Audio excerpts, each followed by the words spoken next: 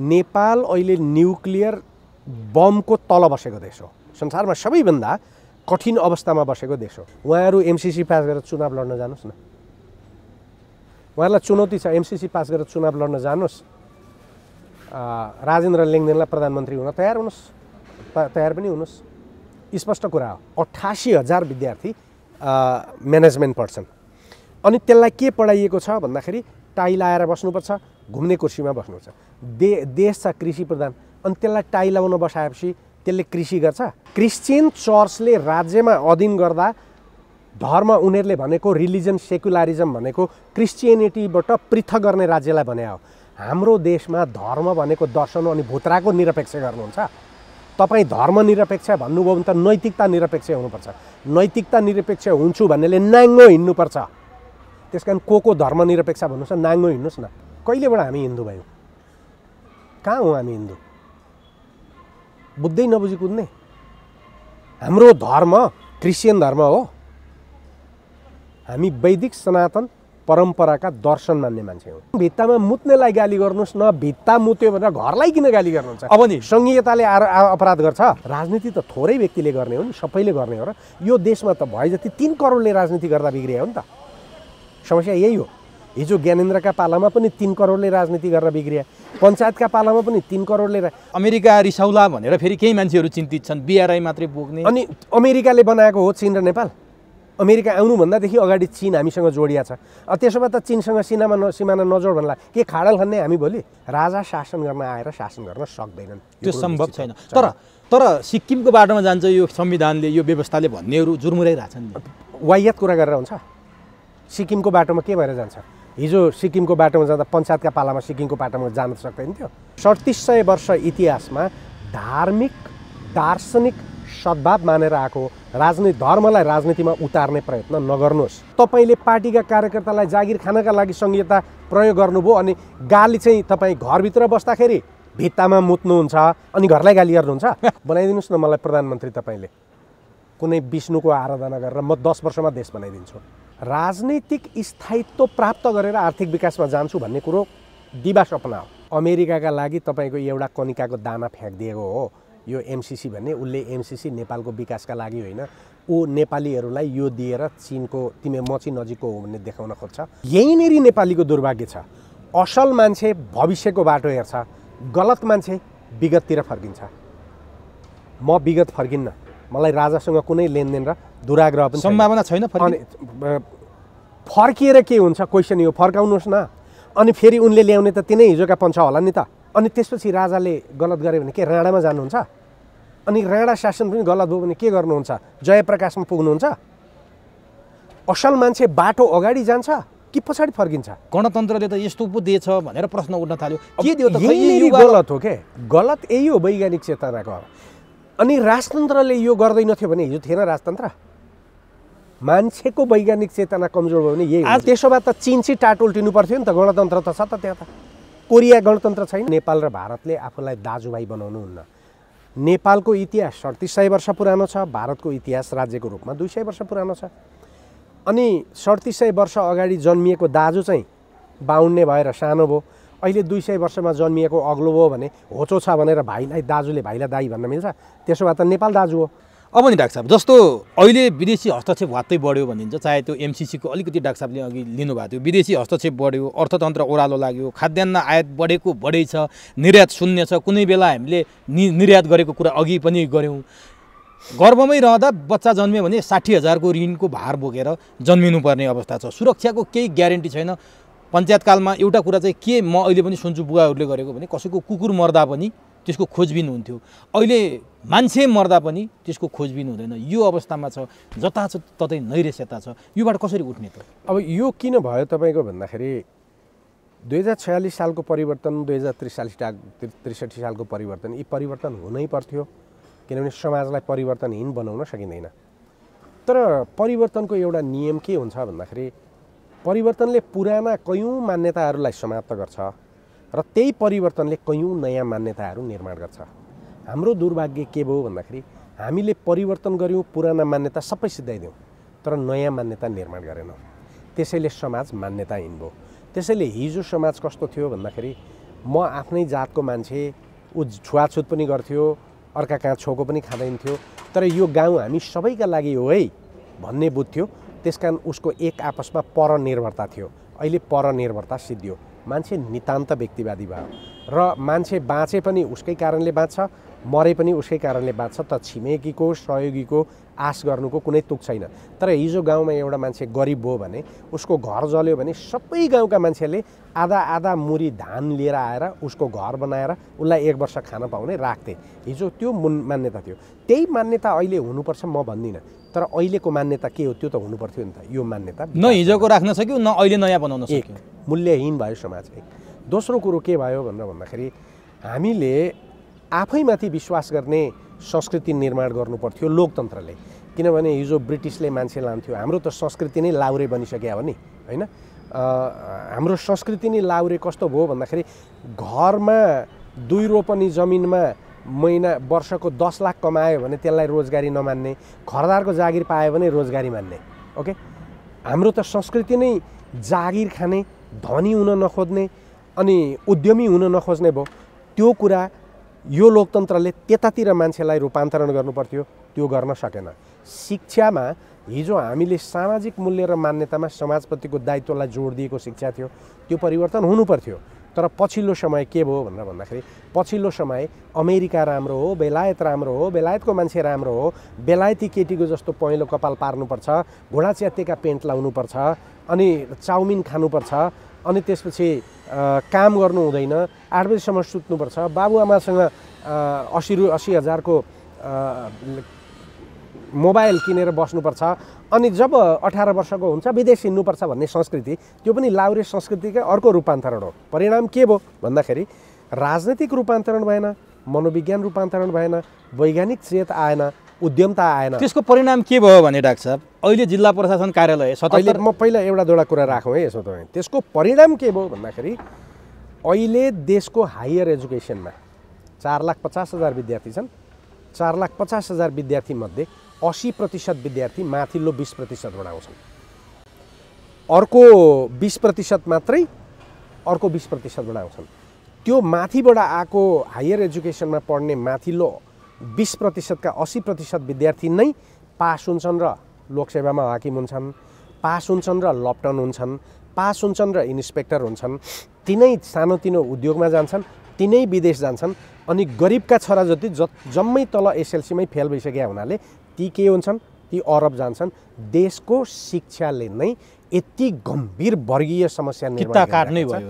अब वर्गीय समस्या तपाईँको यो डरलाग्दो वर्गीय समस्यासँग अब अहिले फेरि को छ के अरे शिक्षा मन्त्री भयङ्कर कम्युनिस्ट हुनुहुन्छ।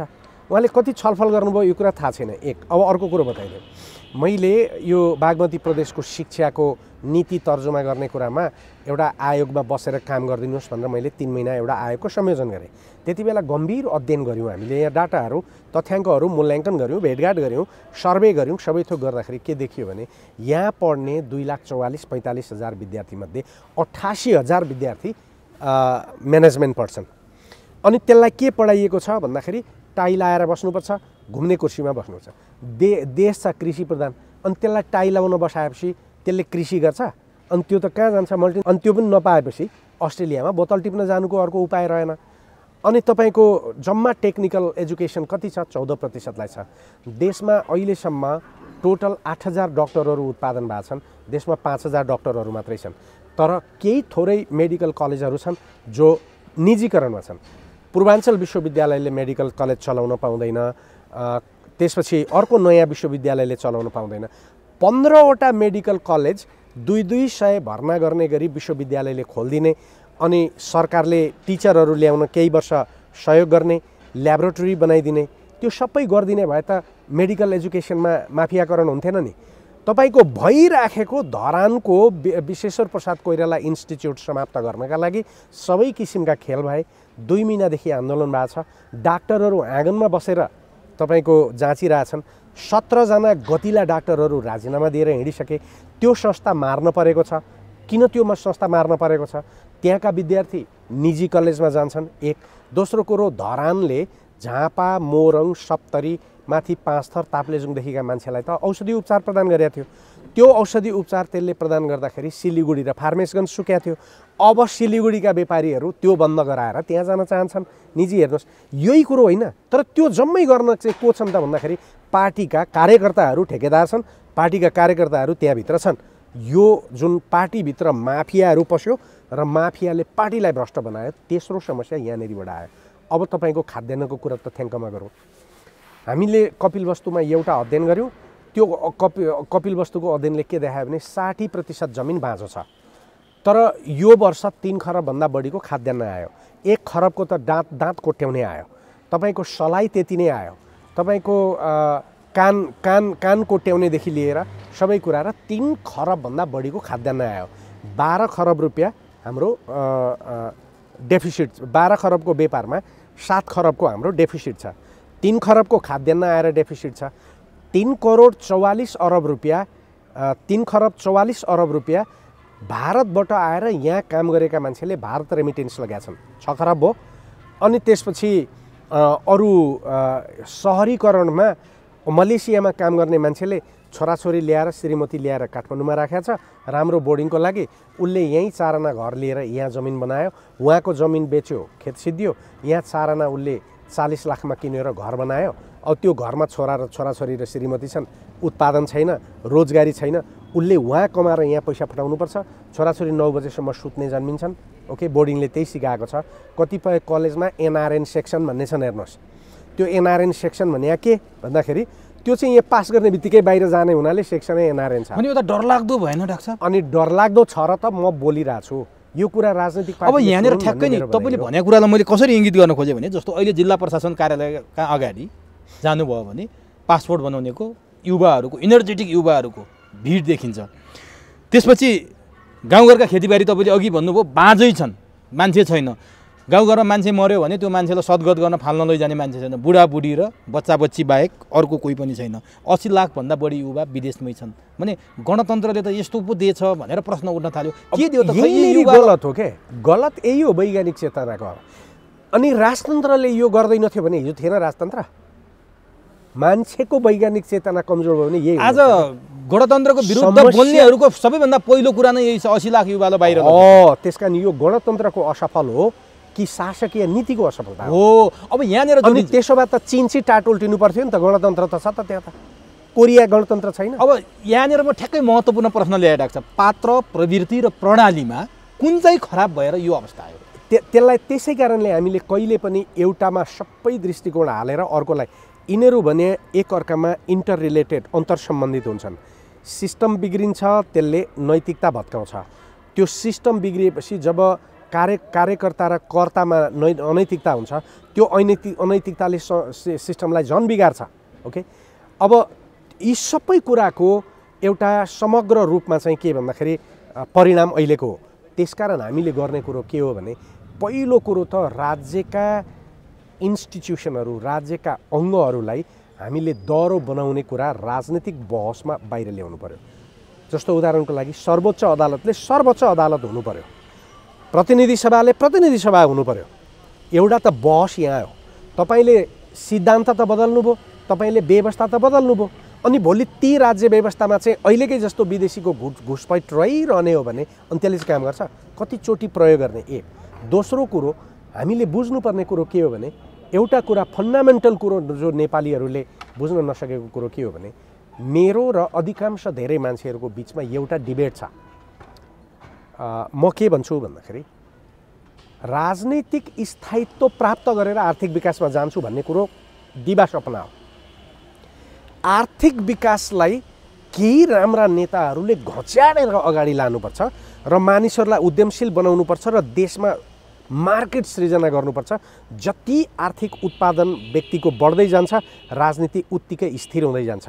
त्यसको कारण के हो भने जब मान्छेमा उत्पादनशीलता आउँछ, उद्यमशीलता बढ्छ, मान्छे उद्यमशील बन्छ, राजनीतिप्रति उसको चासो कम हुन्छ। राजनीति त थोरै व्यक्तिले गर्ने हो नि, सबैले गर्ने हो र यो देशमा त भए जति 3 करोडले राजनीति गर्दा बिग्रियो हो नि त।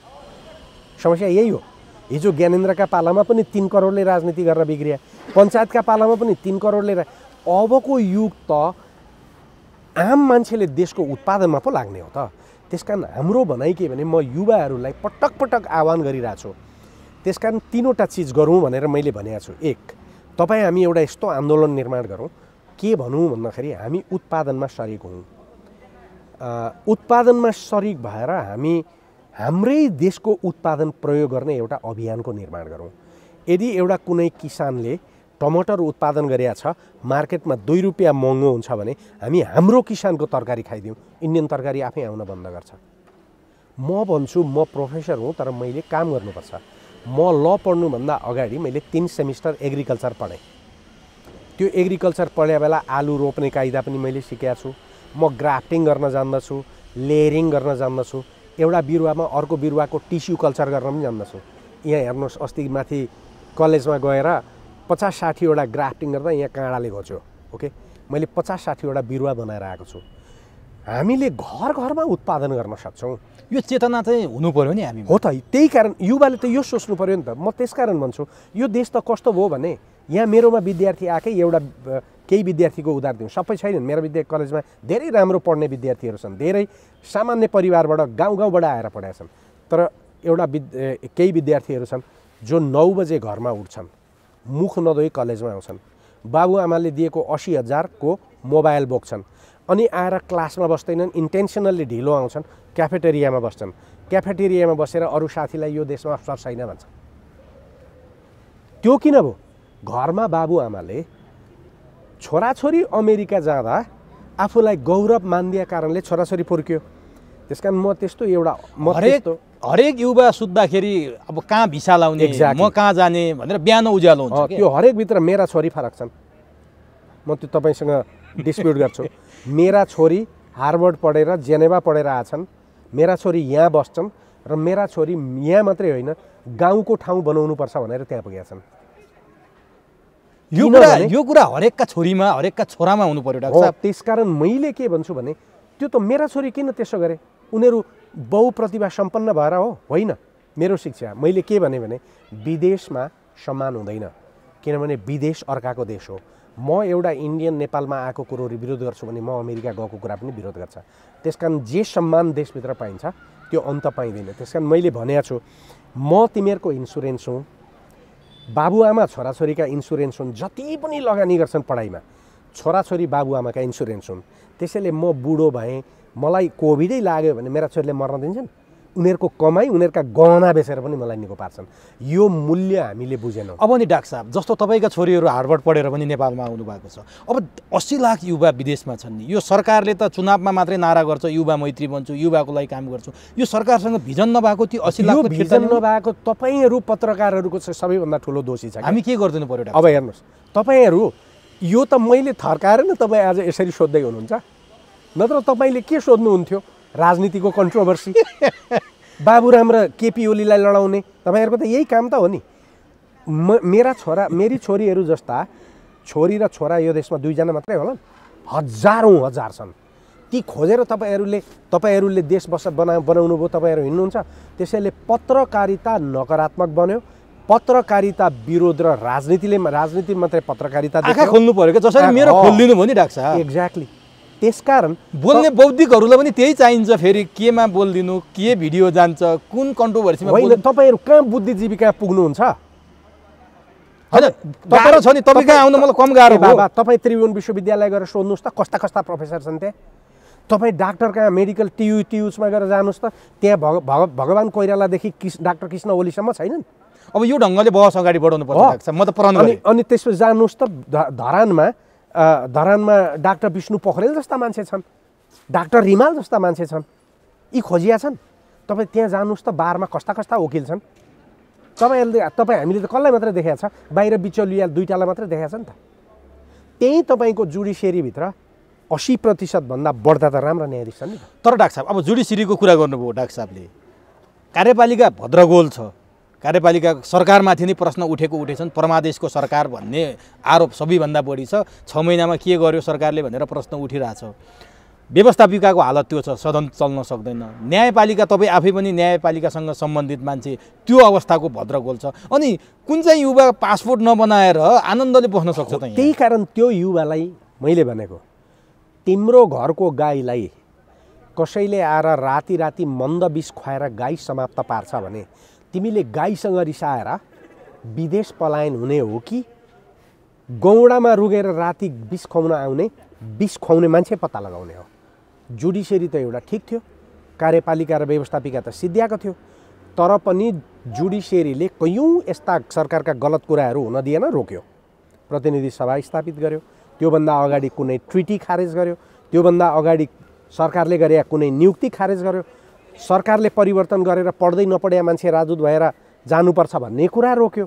अनि अब यो नियन्त्रित अस्थिरता कायम गर्न चाहने देशी विदेशी तत्त्वहरूले के बुझ्यो? यसलाई नभत्काइ हुने रहेन रहेछ, त्यसकारण अदालतभित्र छिर्यो।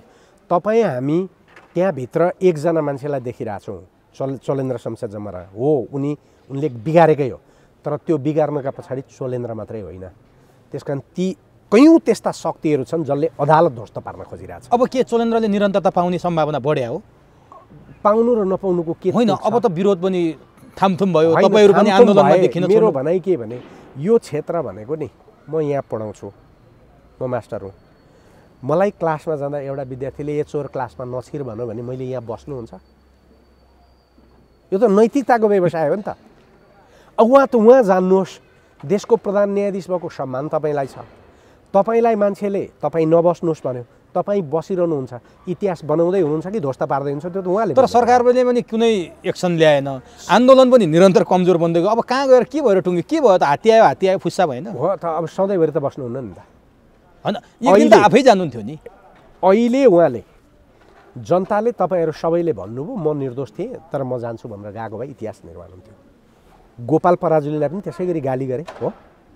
गोपाल पराजुलीले त बाहिर बरु मासले स्वीकार्यो नि। अहिले उहाँ त बरु उहाँको विरुद्धमा बोल्न थाल्नुभयो, त्यो नैतिक हैसियत त उहाँले गेन गर्नुभयो त होइन। मलाई एउटा चाहिँ न्याय परिषदको सचिवले चिठी पठाउँदा छोड्दिनँ भने अब कसले के गर्थ्यो? आएर पुलिसले कुटेर निकाल्थ्यो? होइन, यति भएपछि बस्दिनँ भने त नैतिकता राख्यो नि त, बाँकी कुरा छोडिदियो। त उहाँको पनि त्यही हुन्थ्यो। त उहाँ 5 वर्ष त बस्नुहुन्न होला। अब अन्त गल्यो को? सरकार गल्यो, आन्दोलनकारी गले, उहाँ गल्नुभयो, केही पनि भएन। देश गल्यो, केटाकेटी आए, गुलिलीको सत्यानाश भने जस्तो भयो के? देश गल्यो।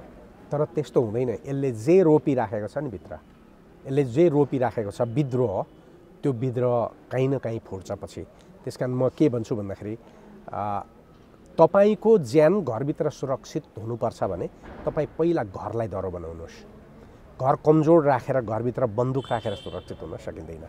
अब डाक्टर साहब, अब यो ठ्याक्क मैले प्रसङ्ग आउनाले सोधेँ। म यो कन्ट्रोभर्सी विवादास्पद कुरो भन्दा नि डाक्टर साहबसँग अलिकति हाई लेभलको इन्टरभ्यू गर्ने नै कुरा तयारीले आएको थिएँ। त्यही अनुसार डाक्टर साहबको आज अलिकति फरक पनि पाइरहेको छु। जनताको लागि यो नयाँ कुरा पनि हुनसक्छ। अब नि जस्तो अघि पासपोर्टको कुरा गऱ्यौँ नि, हामीले पासपोर्ट बनाए, बाहिर गए, त्यो पासपोर्टै अन्तर्राष्ट्रिय रूपमा सबैभन्दा कमजोर पुछारबाट गन्दाखेरि 8औं नम्बरमा पर्ने भएछ। हाम्रो पासपोर्टै विश्व बजारमा अत्यन्तै कमजोर भएछ। यो के भएर यस्तो भयो? अघिदेखि म भनिरहेको छु, एउटा त्यस्तो राक्षस देशभित्र छ जसले जानिकन हाम्रा सबै चिज भत्काइराखेको छ। त्यो भनेको नियन्त्रित अस्थिरता। अहिले पछिल्लो समयमा तीव्र भयो। त्यो तीव्र किन भयो भन्दाखेरि त्यो तीव्रताको पछाडि अन्तर्राष्ट्रिय परिस्थिति जिम्मेवार छ। अन्तर्राष्ट्रिय परिस्थिति 1990 देखि कसरी विकास भएर आयो भने 1990 मा सोभियत युनियन विघटन भयो। सोभियत युनियन विघटन भएपछि एकल ध्रुवीय विश्व संरचना निर्माण भयो अमेरिकाको। चीन कमजोर थियो, भारत कमजोर थियो, ब्राजिल कमजोर थियो, रसिया पतनमुख थियो र करिब 2010 सम्म 20 वर्ष अमेरिकाको एक छत्र शासन देशभित्र संसारमा चल्यो। इराक आक्रमण भयो, सिरिया ध्वस्त बनायो, कोसोभोमा आक्रमण भयो, युगोस्लाभिया फुट्यो, लिबिया ध्वस्त भयो, अनि अरबको सम्पूर्ण रिसोर्समाथि अमेरिकाको शक्ति प्राप्त भयो, एकलौटी भयो। तर 2006 देखि नै एउटा वैकल्पिक शक्ति निक्लिन थाल्यो जसलाई ब्रिक फोर्स भनिन्छ। ओके, ब्राजिल, त्यसपछि चाइना, इन्डिया, रसिया, अनि पछि दक्षिण अफ्रिका आउँदै आउँदै ब्रिकको एउटा अल्टरनेटिभ भयो। यही बेला अमेरिकाको इकोनोमी र युरोपको इकोनोमी गिर्दो तल झर्यो, तर एसिया र अरू देशको इकोनोमी माथि बढ्यो। चीनले यति धेरै अभूतपूर्व विकास गर्यो कि चीनको अभूतपूर्व विकासले भारतको इकोनोमीलाई माथि उचाल्यो, किनभने बिलियन डलरको व्यापार भारतसँग छ। ब्राजिलको इकोनोमी माथि गयो किनभने 100-150 बिलियन डलरको व्यापार त्यहाँ छ। साउथ अफ्रिका, रसियाको इकोनोमी माथि गयो किनभने 200-400 बिलियन डलरको व्यापार त्यहाँ छ। परिणाम के भयो भन्दाखेरि यी राष्ट्रहरू कमाउन थालेपछि 1996-97 सम्म आइपुग्दाखेरि दक्षिण पूर्व एसियामा लिबरल वर्ल्ड ब्याङ्कको पोलिसी फेल भयो र उनीहरूले उदारवाद फ्याँकेर आफ्नो तरिकाले नीति लिएर गए।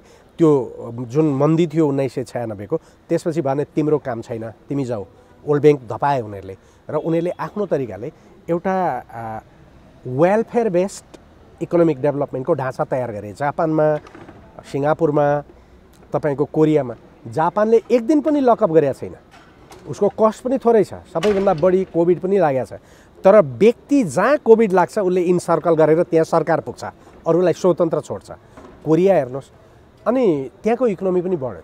त्यो इकोनोमी जति दक्षिण एसियाको इकोनोमी बढ्यो, चीनसँग नजिक भएको हुनाले व्यापार बढ्यो, चीनको इकोनोमी पनि बढ्यो। दक्षिण एसियाको गल्फमाथि गयो, गल्फमा चीनको व्यापार गयो, कन्स्ट्रक्सन कम्पनीहरू व्यापक गए, त्यहाँको इकोनोमी बढ्यो, चीनको इकोनोमी गर्दै गर्दै अहिले 2020 सम्म आउँदाखेरि पर्चेजिङ क्यापासिटी पेरिटीमा संसारको पहिलो अर्थतन्त्र अनि जिडिपीमा दोस्रो अर्थतन्त्रमा चीन पुग्यो। त्यहाँसम्म आउँदाखेरि अब चीनले अमेरिकाले दिएको डिक्टेसन मान्न छोड्यो। फेरि कोल्ड वार सुरु भयो। जब यो कोल्ड वार सुरु भयो, अब भर्खर मात्रै यो मियर स्मियर भन्ने एकजना प्रोफेसर छ टेक्सासको, उसले 4-5 दिन अगाडि मात्रै एउटा इन्टरभ्यूमा भन्दै थियो, हामीले गलत गऱ्यौँ चीनलाई हेर्ने दृष्टिकोणमा। चीनसँगको सहकार्यमा चीनलाई जुन तरिकाले घेराबन्दी गर्ने प्रयत्न भइरहेछ, यसले पश्चिमलाई सर्वनाश गर्छ। उसको भनाइ हो। नोम चोम्स्कीको भनाइ त्यही छ, स्टिग्लिचको भनाइ त्यही छ, क्रुगमेनको भनाइ त्यही छ। र 101 संसारभरिका विद्वानहरू के भन्छन् भने अमेरिकन चीनमाथिको नीति गलत हो, किनभने America cold war confront invite गरिरहेछ। चीनले प्रतिक्रिया गरेका छैन, त्यसकारण कोल्ड वार छैन। तर चीनले प्रतिक्रिया जनायो भने कोल्ड वार हुन्छ। अनि रसिया र अमेरिकाको बिचमा तनाव निर्माण भइरहेको छ। रसियाको र अमेरिकाको तनावको कारणले भारत र अमेरिकाको सम्बन्ध कहिले माथि कहिले तल स्विङ गरिरहेको छ। यस्तो स्थितिमा अमेरिकन नीति कसरी अगाडि बढ्यो भने अब चीनलाई ध्वस्त पार्नुपर्छ भन्ने तरिकाले अमेरिका अगाडि आयो।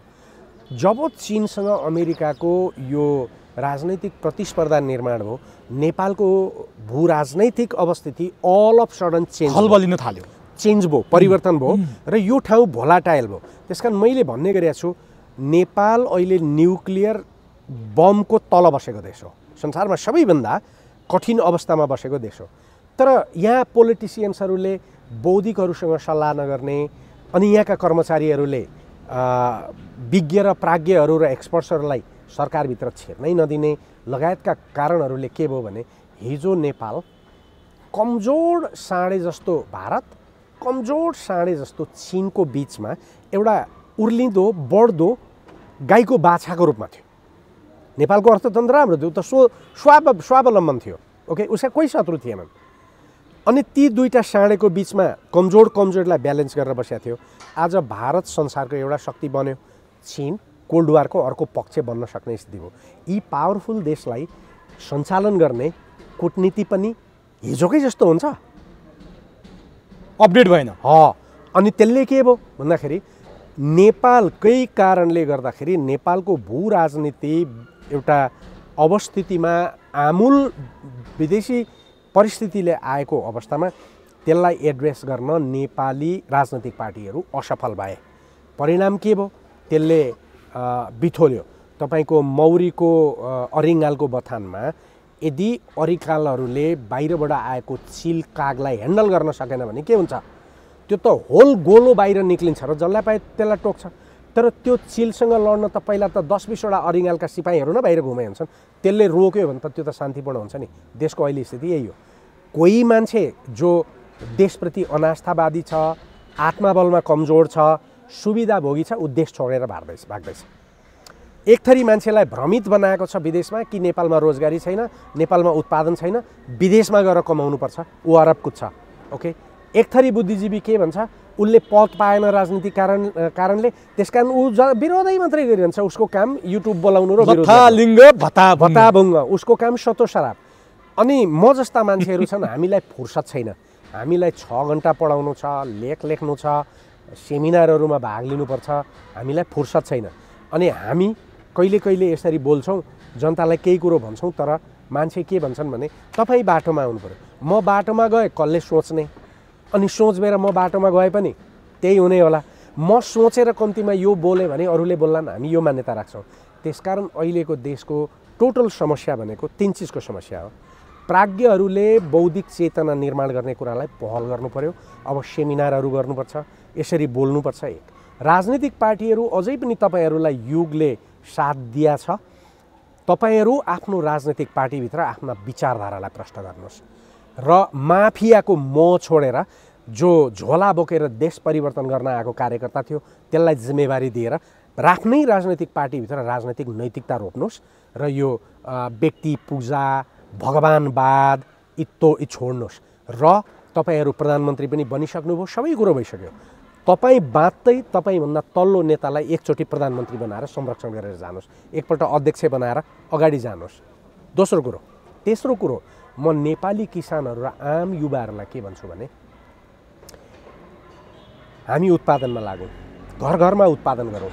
र युवाहरूलाई आह्वान के गर्छु भने यी उत्पादनहरू बजारमा जाँदा हामी कोठा कोठा घर घरमा एउटा यस्तो अभियान निर्माण गरौँ कि हामी 22 रुपियाँको नेपाली काउली छ भने 17 रुपियाँको इन्डियन काउली नखाउँ, हामी 22 रुपियाँको खाउँ। एक दुईचोटि त्यो गरेपछि नेपाली बजारमा भारतीय तरकारी आफै घट्छ, भारतीय वस्तु आफै घट्न थाल्छ। हामी हाम्रै पपलिनका लुगा लगाउन थालौँ, हामी हाम्रा उद्योगपतिहरूलाई जिन बनाउन प्रेरित गरौँ, सुरुवात गरौँ। र जब एकपल्ट हाम्रो मार्केटमा हाम्रो वस्तु बिक्न थाल्छ, त्यसले मोनोपोली क्रिएट गर्न थालेपछि प्रतिस्पर्धा हुन्छ। अब नि डाक्टर, यो त डाक्टर साहबले एकदमै सकारात्मक तरिकाले आमूल परिवर्तनको लागि एउटा रोड म्याप भन्नुभयो। अब नि तपाईँको कुरा गर्ने हो भने तपाईँले लेखेको जियो पोलिटिक्स भन्ने पुस्तक अत्याधिक चर्चित पनि भयो, धेरै बिक्यो पनि, अब चिनिया भाषामा पनि आउँदैछ भनेर डाक्टर साहबले अघि हामीलाई अनौपचारिक रूपमा भन्नुभएको थियो। जस्तो नि अर्को एउटा अहिले टाउको दुखाइ र हिँड्याकको विषय भनेको एमसिसी भन्ने जनताको लागि सबैभन्दा हिँड्याक त्यही छ, सबैभन्दा त्रास त्यही छ। एमसिसी पश्चात यदि पास भयो चीनसँगको सम्बन्ध कस्तो होला, यदि फेल भयो एमसिसी टेबलै गरेनन् फिर्ता गरे भने अमेरिकाको सँगको सम्बन्ध कस्तो होला, यो एउटा टाउको दुखाइको विषय छ। यो अमेरिकासँगको सम्बन्ध कस्तो होला यसमा केही पनि फरक पर्दैन। यो अमेरिकाका लागि तपाईँको एउटा कनिकाको दाना फ्याँकिदिएको हो यो एमसिसी भन्ने। उसले एमसिसी नेपालको विकासका लागि होइन, ऊ नेपालीहरूलाई यो दिएर चीनको म चाहिँ नजिकको हो भन्ने देखाउन खोज्छ। र मेरो सूत्र भनाइ के हो भने तपाईँ सबै थोक बदल्न सक्नुहुन्छ, छिमेकी बदल्न सक्नुहुन्न।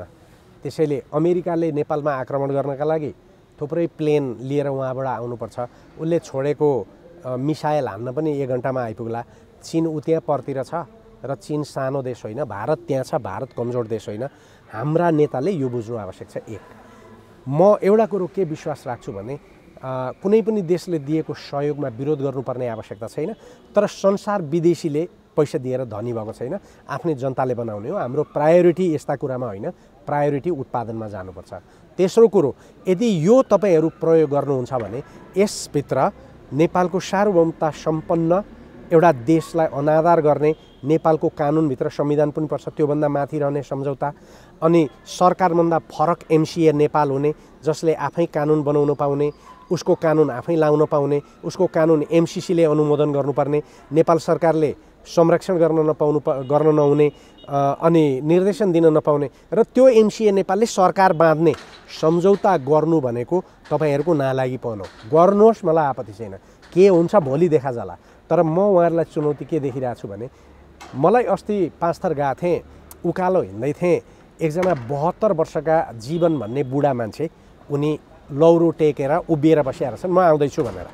उनी पनि मेरो घरसम्म जान चाहन्थे, करिब 15 मिनट हिँड्न बाँकी थियो, उनी टुक्रुक्क बसेर पर्खिरहेका छन्। अनि गएपछि दुईजना हामी अघि बिस्तारै हिँड्दै अघि गयौँ। अनि उनले मलाई एउटै प्रश्न गरे, होइन तपाईँ आउनुभयो साह्रै राम्रो भयो, एउटा कुरा सोध्छु, यो एमसिसी पास हुन्छ कि हुँदैन?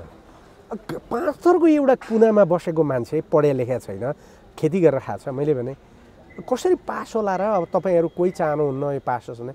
अनि उनले भने भाइ, अब उनी मभन्दा जेठा भाइ सबै थोक गरबहरू केही नगरेर चुपचाप गरेर एमसीसी पास गर्न नदेऊ है। त्यो मेसेज पुगेको छ। उहाँहरू एमसीसी पास गरेर चुनाव लड्न जानुहोस् न। उहाँहरूलाई चुनौती छ, एमसीसी पास गरेर चुनाव लड्न जानुहोस्, राजेन्द्र लिङ्गदेनलाई प्रधानमन्त्री हुन तयार हुनुहोस्, तयार पनि हुनुहोस्। स्पष्ट कुरा हो। त्यसैले म भन्दिनँ पास गर्नुहोस् कि नगर्नु, त गरेर जानुहोस् न। को जानुहुन्छ? चुनावको त तपाईँले कुरा गर्नुभयो, चीनसँगको सम्बन्ध कस्तो होला? त्यो त सिद्धि हो। एमसीसी तपाईँले पास गरेपछि चीनसँगको सम्बन्ध कसरी बनाउनुहुन्छ भोलि? त्यसकारण तपाईँ स्यालसँग कुस्ती खेल्दै हुनुहुन्छ, ओके? तपाईँ के राख्नुहोस् भने स्यालसँग कुस्ती खेल्दा स्याल पछारेपछि बुवासो महाराज हुन्छ, यो पनि ख्याल राख्नुहोस्। अहिले त स्याल र बुवासो लड्थे, जोगिनुहुन्थ्यो। तपाईँले एउटासँग कुस्ती खेल्दा अर्को के होला त्यो पनि खोज्नुहोस्। चीनलाई ध्वस्त पार्नुहोस्, त्यसपछि तपाईँलाई अर्कोले गर्ने व्यवहार पनि बुझ्नुहोस्। त्यसकारण यो कुरो नेपाली जनताले बुझ्नु आवश्यक छ। सडकमा आउनेले व्याख्या गर्न जान्नु पर्यो, खालि मुर्दाबाद र गाली गलौजले हुँदैन। तर कतिपयले के गर्छन् भने यो एमसीसीले इन्डो पेसिफिक आइपिएसको अङ्ग भनेर चित्रित गर्छन्। त्यो हो, शेरबहादुर देउवाले त राष्ट्रघात देख्दै देखेनन्। म नेपालको प्रधानमन्त्री भएर राष्ट्रघात गरौँला भनेर उल्टो प्रश्न गरेँ, राष्ट्रघातै छैन भनेर। अब आइपिएसको अङ्ग छ भनेर हामी भनिरहेछौँ, जनता भनिरहेछ। हामी होइन, अमेरिकनहरूले भनिरहेछ, अमेरिकाले भनिरहेछ, हाम्राले भन्दैनन्, हाम्रा सरकार चलाउनेहरूले, नेताहरूले भन्दैनन्। तर फेरि बिआरआईको प्रश्न उठाउँछन्, आइपिएस रोक्दा बिआरआई पास गर्दा फेरि अमेरिका रिसाउने होला नि। बिआरआईले एड दिया हो र? बिआरआईसँग त हामीले एउटा फ्रेमवर्क डेभलपमेन्ट पो गरेँ। अनि उसले त यसैले न्यू बनाइरहेछ नि। त्यो त स्वाभाविक हो नि त। त्यस कारण यिनीहरूका एग्रिमेन्ट यो दाँच्न मिल्दैन। यो के हो भन्दाखेरि एउटा एक खालको जनावर र अर्को खालको जनावरको तुलना हुँदैन क्या, गोरुको तुलना हुन्छ। बिआरआई भनेको के हो भन्दाखेरि चीनले नेपालमा लगानी गर्दाखेरि यो सिद्धान्तबाट जाने हो। कुन सिद्धान्त? जहाँ तपाईँले लगानी गर्ने हो पहिला त्यो ठाउँमा बाटो बनाऊ, अनि त्यो ठाउँमा औद्योगिकरण गरौँ, कम्युनिकेसन इस्टाब्लिस गरौँ, कनेक्टिभिटी इस्टाब्लिस गरौँ, अनि ट्याक्स सिस्टमलाई मिलाउँ, अनि व्यापारलाई बढाउँ। उसको यो पद्धति हो, यो लगानी होइन। अब जस्तो उदाहरणको लागि चाहिँ तपाईँको अलरेडी पोखरामा आएको जुन एयरपोर्ट हो, त्यो एयरपोर्ट त यही फ्रेमवर्कभित्र आयो। त्यो फ्रेमवर्कभित्र आउँदाखेरि त्यो त बन्नुभन्दा तोकेको समयभन्दा चाँडो बन्यो। तर एडिबीको लोनबाट आएर बनेको जुन एयरपोर्ट हो, त्यो बुटवलको भैरवाको, त्यो त चिनिया कम्पनी भए पनि त्यो त टाइममा बनेन। हेर्नुहोस्, त्यस कारण हामीले बुझ्नुपर्ने कुरा के भने हामी के ल्याउन चाहन्छौँ चीनसँग। चीनसँग हामीले ल्याउने भनेको लगानी पैसा हो, अरू होइन। त्यो एग्रिमेन्ट र यो एग्रिमेन्टको तुलना कहाँ हुँदैन नेपाली जनताले बुझ्ने भनेको त्यो चीन र नेपाल बिचको एग्रिमेन्टमा के लेखिएको छ भन्दाखेरि यो संरचना सम्झौता हो। यसभित्र आउने प्रोजेक्टहरू व्यक्तिगत प्रोजेक्टका रूपमा आउँछन्। चीनबाट लगानी गरे पनि, नेपालबाट लगानी गरे पनि, नेपालले पनि लगानी गर्न सक्छ चीनमा गएर। जस्तो कतिपय चिजहरू नेपालले गएर गर्नु राम्रो हुन्छ भन्छु म। जस्तो उदाहरणको लागि हामीसँग बाँस छ, हामी यहाँबाट बाँस लिएर गएर चपस्टिक बनाएर चीनमा बेचौँ न, धनी हुन्छ। त्यो बिआरआईले त्यो बाटो दिन्छ, किनभने उनीहरूले पनि हामीलाई ट्याक्समा त्यही रूपमा जानुपर्छ। तर महत्त्वपूर्ण कुरो के छ भन्दाखेरि त्यहाँ मानिलिनुहोस् 1 अरब रुपियाँ चीनले लगानी ल्याए, त्यो एग्रिमेन्टमा के हुन्छ भन्दाखेरि तपाईँले एउटा खोलामा तम्मर नदीमा विद्युत, त्यो तम्मर नदीको बग्ने पानीको मूल्य गरिन्छ, ओके? अनि मानिलिनुहोस् त्यो 50 करोड भयो त्यो मूल्य, अनि त्यो बनाउँदाखेरि त्यसले प्रभावित गर्ने वातावरणलाई पनि मूल्य गरिन्छ, ओके? अनि त्यो 25 करोडको भयो। भलै त्यो निर्माण गर्दा पैसा चाहिँ त्यो प्रोजेक्टले तलब दिन्छ, तर ह्युमन रिसोर्स मानव जुन स्रोत प्रयोग भयो नि, त्यो मानव स्रोतको पनि मूल्य गरिन्छ। जस्तो 100 जना मान्छेले 5 वर्ष काम गर्यो भने उनीहरूको पनि मूल्य गरिन्छ। गर्दाखेरि मानिलिनुहोस् 80 करोड नेपालको भयो, 1 अरब चीनको भयो। अब त्यो प्रोजेक्टबाट उठेको मुनाफा चाहिँ 80% जस्तो मानिलिनुहोस् न, उसको 100% भयो, हाम्रो 180 करोड भयो। त्यही समानुपातमा उनले 100 रुपियाँ पाउने भयो, हामीले 80 रुपियाँ पाउने हो। अनि यो त त्यो हो नि त, त्यो त तपाईँको कानुनभन्दा माथि हुने। अनि अझ डरलाग्दो त्यहाँ सैन्य रणनीति त केही पनि छैन। त्यो इकोनोमिक डेभलपमेन्टको प्याकेज हो। यो कुराले गर्दाखेरि अमेरिका रिसाउला भनेर फेरि केही मान्छेहरू चिन्तित छन्, बिआरआई मात्रै बोक्ने। अनि अमेरिकाले बनाएको हो चीन र नेपाल। अमेरिका आउनुभन्दादेखि अगाडि चीन हामीसँग जोडिया छ। त्यसो भए त चीनसँग सिमाना नजोड भन्ला के खाडल खन्ने हामी भोलि? त्यही कारण हाम्रा छिमेकीसँग हाम्रो सम्बन्ध कस्तो हुन्छ भन्ने कुरो अमेरिकाले बताउने हो। त्यसो भए त 3 खालका मान्छेले यो एमसिसीलाई उठाएका हुन्। एक, यसमध्ये 62 अरब मध्ये 19 अरब त यो कन्सल्टेन्सीदेखि लिएर एनजिओमा जाने हो। यो परामर्शदाताहरूले खान पाउने पैसा भएको हुनाले उनीहरूलाई चाहिए हो। एक, यो सबै नेपालका खोला किनेर झोलामा हालेर बसेका थुप्रो व्यापारी छन् यहाँ, त्यो प्रोजेक्ट बनाउँदैनन् तर लाइसेन्स लिएर बसेका छन्, उघटेर बसेका छन्। अनि यो भएपछि ठाडै नेपालको विद्युत इन्डिया लगेपछि इन्डियाका व्यापारीलाई उनीहरू त्यो बेच्छन् अनि जम्मै यहाँ जान्छ। अनि नेपालको बत्ती जति पूर्व र पश्चिमको भेला भएर दक्षिण जान्छ। पहाडमा बत्ती हुँदैन, पहाडमा औद्योगिकरण हुँदैन, पूर्व र पश्चिम औद्योगिकरण हुँदैन। त्यसकारण यी व्यापारीलाई चाहिएको हो यो एक। तेस्रो, नेपालमा अहिले पछिल्लो समय केही औद्योगिकरण फेरि अलिकति उठेको स्थिति हो। जस्तो सिमेन्ट उद्योगहरू बढेको छ, नेपालमा टुरिज्म कतिपय राम्रा होटलहरू बनेका छन्, यिनीहरूलाई त प्रशस्त बत्तीहरू चाहिन्छ। यसले नेपालको इकोनोमीलाई फेरि अलिकति असर गर्ने भयो भनेपछि अब इन्डियन माफिया व्यापारीहरूका आँखा परे। आँखा केमा परे? सिमेन्टमा। किनभने नेपालमा इन्डियाको सिमेन्ट आउन छोड्यो, नेपाल त सेल्फ सफिसियन्ट भइसक्यो, नेपालको सिमेन्ट भारत जान थालिसक्यो। अब यसो गरेपछि नेपालका सिमेन्ट उद्योगहरू धाराशायी गर्न के गर्नुपर्छ? यहाँको विद्युत भारतले सोच्नुपर्छ। अनि त्यसपछि भारतमा नेपालको विद्युत जान्छ, बोर्डरमा सिमेन्ट फ्याक्ट्री बन्छ, अनि चुनढुङ्गा नेपालको जान्छ, अनि त्यो सिमेन्ट नेपालमा आउँछ, कामदार पनि उसैको। त्यसकारण यी कुरो कसले बुझिया छैन। त्यसकारण यहाँभित्र राष्ट्रघात गर्ने 150 जना बेइमानहरू जसको मुखौटो त खुस्किसकेको छ, यिनीहरूले गरे हो र नेपाली जनताले एक दिन यी बुझ्छन्। त्यसकारण यो एमसिसी भन्ने कुरामा धेरै बहस गर्नुको तुक। अब यो त एमसिसी भयो। अर्को कुरा नि जस्तो छिमेकसँगकै कुरा गर्दा मोदीले लिपुलेखमा बाटो बन्दै गरेको कुरा भाषणमै बोले। हामीले त नक्सामा हाम्रो भनेर नक्सा सार्वजनिकता गऱ्यौँ, नक्सा संसदबाट पास पनि गऱ्यौँ। तर मोदीले त्यो भाषण गरिरहँदा सरकार 17 दिनपछि औपचारिक रूपमा हिजो बोल्यो। उसले त्यो कुनै इनिसिएसन लिएर त्यसको एग्रेसिभ रूपमा प्रतिकार गरेको पनि देखेन। अत्याधिक विरोध भइसकेपछि झारा टार्नलाई एउटा विज्ञप्ति निकाल्यो। विज्ञप्ति भन्दा पनि मन्त्री परिषदमा निर्णय गर्यो त्यो भूमि हाम्रै हो भनेर। यतिले पुग्छ? यो के हो? अब तपाईँले रञ्जित रेको किताब पढ्नुहोस्, त्यसैले सबै कुरो आइसकेको छ।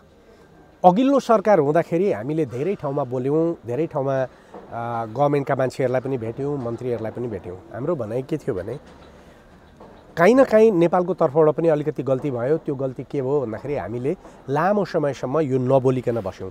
हामीले ती जनताहरूलाई नागरिकतामा सामेल गरेको भए, त्यो ठाउँमा खाद्यान्न पठाएको भए, बाटो पुर्याएको भए, ती जनता नै हाम्रा प्रमाण हुन्थे यो ठाउँ हाम्रो हो भन्ने कुरो। हामीले नै त्यो छोड्यौँ।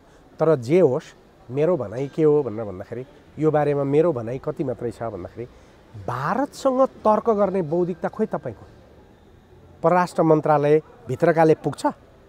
खोइ अनुसन्धान गर्ने निकाय? नेपालको यस्तो कूटनैतिक सम्बन्धको बारेमा हर पल अनुसन्धान गर्ने र ठुल्ठुला विचारहरू निर्माण गर्ने अनुसन्धान छ? छैन। त्यो बन्न दिन्छ? दिँदैन। त्यसकारण मैले भनेको थिएँ, एकपल्ट म भारतमा गएँ, defence studies institute of defence स्टडिजमा मैले बोलेको थिएँ, मलाई बोल्न लगाएको थियो, बोलाएको थियो उनीहरूले। र म के अरे Jawaharlal Nehru centre of international relation Rajasthan युनिभर्सिटीमा पनि बोलेँ। मैले डिफेन्स इन्स्टिट्युटमा के भने एकजना यो मेरो युट्युबमा, मेरो के अरे फेसबुकमा अहिले पनि छ, त्यो मैले राखिदिएको छु त्यहाँ। एकजना त्यो मोडरेटरले के भन्यो भन्दाखेरि हमारे पड़ोसी देश, छोटे भाई जैसे देश के एक एक्सपर्ट आए हुए हैं नेपाली, युवराज संग्रौला, उनको स्वागत करते हैं, हमारे रोटी बेटी के रिश्ते हैं इत्यादि इत्यादि इत्यादि, ओके भाइ इत्यादि सानो धेरै कुरो भने। अब मैले उसलाई गएर कुट्नु पनि भएन, अनि अब मैले त्यसलाई चुपचाप लागेर सहनु पनि भएन। अनि म गएर बोल्न थालेँ। मैले बोल्दाखेरि के भने भन्दाखेरि अगाडि बसिराखेको सम्बोधन गरेपछि एकजना सरदारजीलाई भने, सरदारजी एक बात पूछे, अगाडि थियो। हाँ जरुर। मैले भने तपाईँहरूको दिल्लीबाट हिँडेर कन्याकुमारी जानलाई कति दिन लाग्छ? उसले भन्यो 1.5 महिना त जरुर लगेगा जे। मैले भने अब हेर्नुहोस्, if I begin my journey from Kanchenjunga going to Dolpa, it takes 1 year by walk. तपाईँको देश 1.5 महिना लाग्दो रहेछ, ठुलो देश हो यो पनि। तर मेरो देश पूर्वबाट पश्चिम पहाडै हिँड्दा 1 वर्ष लाग्छ। सो हिँडेका कारणले त मेरो देश ठुलो रहेछ नि त। सो यो कुन ठुलो कुन सानो भन्ने कुरा मापदण्ड युनिभर्सल होइन। सो नेपाल सानो पनि होइन, इन्डिया ठुलो पनि होइन, इन्डिया सानो पनि होइन, नेपाल ठुलो पनि होइन। We are good friends. रोटी बेटीका सम्बन्ध छ हो, तर तिब्बतसँग हाम्रो 6औं शताब्दीदेखि छ। त्यसकारण यो मात्रै पनि होइन। त्यसकारण नेपाल र भारतले आफूलाई दाजुभाइ बनाउनुहुन्न। नेपालको इतिहास 3700 वर्ष पुरानो छ, भारतको इतिहास राज्यको रूपमा 200 वर्ष पुरानो छ। अनि 3700 वर्ष अगाडि जन्मिएको दाजु चाहिँ 52 भएर सानो भयो, अहिले 200 वर्षमा जन्मिएको अग्लो भयो भने होचो छ भनेर भाइलाई दाजुले भाइलाई दाइ भन्न मिल्छ? त्यसो भए त नेपाल दाजु हो। त्यसकारण न नेपाल दाजु न नेपाल भाइ, हामी असल मित्रको रूपमा बस्नुपर्छ।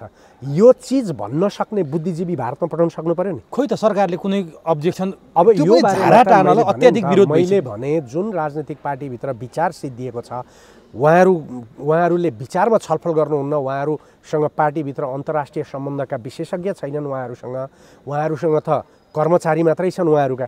त्यही कारण राजनीतिक पार्टीहरूको नियत खराब छैन भने पनि उहाँहरूको काम गर्ने शैली र पद्धति गलत छ। यसलाई बदल्नुहोस्। त्यही कारण यो भइरहेछ। त्यसकारण साँडेले दुध दिएन भनेर कहिलेसम्म प्रश्न सोध्नुहुन्छ सुवेदीजी मलाई? अब हो यहीँनिर नि। अब यस्तो भइसकेपछि भद्रगोल छ। अब त्यो व्यवस्थाप्रति नै प्रश्न उठ्न थालिसक्यो, परिवर्तनप्रति, संविधानप्रति, सङ्घीयता र गणतन्त्रप्रति नै प्रश्न उठ्न थालिसक्यो। अब राज संस्था पो कुरा गर्न थाले, राज संस्था पुनर्स्थापित हुने कुरा गर्न थाले कि व्यवस्था पर्लकै पल्टेर फेरि राज संस्था आउने सम्भावना बढ्यो? राजा सुध्रिने त कसैले सोचेकै छन्। क्वेसन त्यस अर्थमा यहीँनेरि नेपालीको दुर्भाग्य छ। असल मान्छे भविष्यको बाटो हेर्छ, गलत मान्छे विगततिर फर्किन्छ। म विगत फर्किन्न। मलाई राजासँग कुनै लेनदेन र दुराग्रह पनि सम्भावना छैन। फर्किएर के हुन्छ क्वेसन यो, फर्काउनुहोस् न। अनि फेरि उनले ल्याउने त तिनै हिजोका पञ्च होला नि त। देश राजाका कारणले, नेताका कारणले यो अवस्थामा पुगेको छ भने अब यो समस्या समाधान होइन। हिजोको 30 गलत आजको 30 गलत हो भने यो सिस्टमलाई कसरी तपाईँ देशलाई बनाउने वैज्ञानिक चेतना निर्माण गर्नुपर्छ। त्यसैले नेपालीले बुझ्नुपर्ने कुरा के हो भने सोच्नुहोस्, विश्लेषण गरेर बाटो खोज्नुहोस्। तपाईँ आज गलत गर्नुभयो अनि त्यसपछि राजाले गलत गरे भने के राणामा जानुहुन्छ? अनि राणा शासन पनि गलत भयो भने के गर्नुहुन्छ? जयप्रकाशमा पुग्नुहुन्छ? असल मान्छे बाटो अगाडि जान्छ कि पछाडि फर्किन्छ? तर राजाले सच्चेको जस्तो कुरा पनि गरे नि। दसैँको सन्देशमा प्रजातन्त्र बिना राजतन्त्र पनि सम्भव छैन, राजतन्त्र बिना प्रजातन्त्र पनि सम्भव छैन। उनी आउँदा सेरेमनियल राजामा आउने हुन्, यिनै राजनीतिक पार्टी रहने होइन। अनि उनी एकलौटी भएर आउँछन्, कसले स्वीकार गर्छ? अनि सेरेमनियल भएर आयो भने उनी कसरी त भोलि कन्ट्रोल गर्छन्? फेरि त्यही कुरो। त्यसकारण मलाई राजालाई सर्वसम्मत जनताले ल्याएर ठिक छ उनलाई एउटा भूमिका दिएर जाउँ, मलाई यो आपत्तिको कुरो होइन। तर प्रश्न, राजा शासन गर्न आएर शासन गर्न सक्दैनन्, त्यो सम्भव छैन। तर आशा गरिएका युवा भनिएका तपाईँकै पाथरको छेउमा ताप्लेजुङमा जन्मिएका योगेश भट्टराईप्रति धेरै आशा थियो। आज योगेश भट्टराईप्रति सामाजिक सञ्जालमा हेर्नुहोस् त, नारायणहिटी दरबारले क्याफेटेरिया बनाउने, रेस्टुरेन्ट बनाउने, अब के सम्म आएनन्? हिमाल एयरलाइन्सलाई ग्रान्ड ह्यान्डलिङको जिम्मा दिने, ओम्नीको त्यति बेला स्वास्थ्य सामग्री ल्याएको पैसा म जिम्मेवार छु भनेर अहिलेसम्म एनएसीलाई ओम्नीले पैसा नदिए। उनीमाथि त थुप्रै प्रश्न उठे त। अब व्यक्तिका बारेमा मैले भन्न खोजेँ, यसरी युवा भनिएकाहरूमाथि नै यसरी प्रश्न उठ्न थाल्यो भने राजाप्रति मान्छेको मोह जाग्नु त स्वाभाविक भएन र? अब जङ्गलभित्र उम्रिएका बिरुवा तपाईँको कुनै फङ्गस लागेको छ भने सबै बिग्रिया हुन्छन्। त्यसकारण प्रश्न, नयाँ बिरुवा खोज्नुहोस्। नयाँ पनि त्यस्तो देखियो त? ती नयाँ होइनन्, अझै नयाँ खोज्ने? त्यो त के भन्दाखेरि अब तपाईँको मैले अघि भने नि, हामीसँग राम्रो संविधान छ, कतिपय कुरा परिवर्तन गर्नुपर्ने छ। देश लोकतन्त्रमा छ, हामीले खोजेको कुरा त्यो हो। देश समाजवादमा जान्छु भन्ने सबै आधार, तर दिएन नि केही हो। त्यसकारण अब तपाईँ निक्लिनुहोस् सुवेदीजी, अर्को निक्लिनुहोस्। त्यसकारण देश मर्दैन। हामी नेपालीले लिबिया बनिरहेछ, सिरिया बनिरहेछ, तपाईँको अलिकति पोलिटिकल क्राइसिस हुँदाखेरि तोम शरणम गरेर अब छानाबाट फलान्न थाल्ने पनि होइन क्या। यही व्यवस्था, यही संविधानमा सम्भव छ? सम्भव छ, बिल्कुल सम्भव छ, यदि देशप्रति इमान्दार व्यक्ति आउने हो भने। तर सिक्किमको बाटोमा जान्छ यो संविधानले, यो व्यवस्थाले भन्नेहरू जुर्मुराइरहेछन्। वाहियात कुरा गरेर हुन्छ? सिक्किमको बाटोमा के भएर जान्छ? हिजो सिक्किमको बाटोमा जाँदा पञ्चायतका पालामा सिक्किमको बाटोमा जान सक्दैन थियो, त्यसपछि जान सक्दैन थियो। सिक्किमका बाटामा संविधानले लाने होइन, सिक्किमका बाटामा नेपाली जनताका चेतले लाने हो। नेपाली जनताको चेतले सिक्किमको बाटो जान दिँदैन। त्यो सम्भव छैन। सम्भव छैन। यी वाहियात कुरामा बहस गर्दा देश बिग्रिया छ।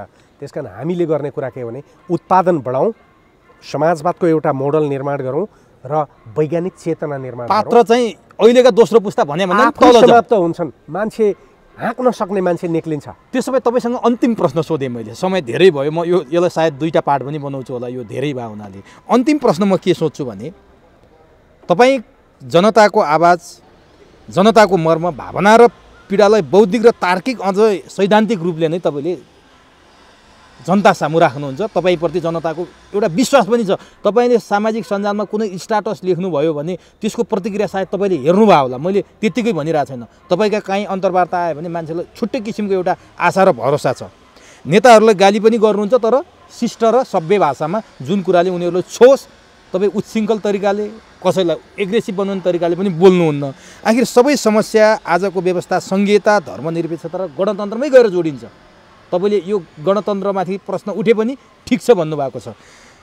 अब मलाई भनिदिनुहोस् कि धेरै दर्शकले सोधिदिनु पनि भन्नुभएको छ यो प्रश्न चाहिँ मलाई, यो व्यवस्था परिवर्तन गर्नुपर्छ कि पर्दैन भन्नेमा तपाईँले ठ्याक्कै भन्नुभयो। नेपालको इतिहास, संस्कृति, धर्मप्रति तपाईँको अगाध माया र स्नेह छ। हिन्दू राष्ट्रप्रति पनि तपाईँ छ। अब हिन्दू राष्ट्र हुनुपर्छ कि पर्दैन, अथवा धर्मनिरपेक्षता हुनुपर्छ, सङ्घीयता के हुनुपर्छ, यी दुईटामा चाहिँ तपाईँले जिम्मेवारपूर्वक जवाफ दिनु होला। हामी नेपाली जनता बिग्रिएको यसैमा हो। कहिलेबाट हामी हिन्दू भयौँ? कहाँ हो हामी हिन्दू? बुझ्दै नबुझी कुद्ने। हाम्रो धर्म क्रिस्चियन धर्म हो। हामी वैदिक सनातन परम्पराका दर्शन मान्ने मान्छे हौँ। म हिजो सेन्ट्रल एसिया हुँदै काश्मीर र गढवाल आएर नेपाल पसेको खस आर्य हुँ। म सिन्धबाट गुजरात छिरेर गङ्गा नदीको किनारमा पुगेर सिन्धी बिग्रिएर हिन्दी भएको मान्छे होइन।